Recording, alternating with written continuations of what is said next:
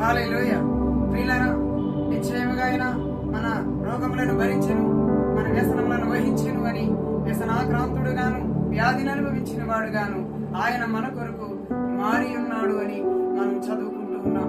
అవును ప్రియులారా, మనలను దాస్యపు ఆత్మల నుండి విడిపించడానికి, వ్యసనపు ఉచ్చులో నుండి విడిపించడానికి యేసు ప్రభువారు ఆ వ్యసనములను వహించవలసి వచ్చెను, ఆ వ్యాధిని అనుభవించవలసి వచ్చెను.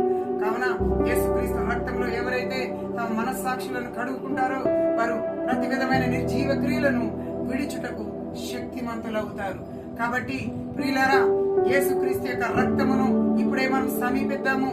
ఏ మెడిసిన్, ఏ ఔషధం ఈ భూమి మీద వ్యసనపు ఉచ్చులో నుండి విడిపించడానికి మనుషులను లేదు గాని యేసుక్రీస్తు యొక్క రక్తమే సిద్ధముగా ఉన్నది. కాబట్టి యేసుక్రీస్తు రక్తమును సమీపించి మనమందరము కూడా విడుదల పొందుదుముగాక. ఆమేన్.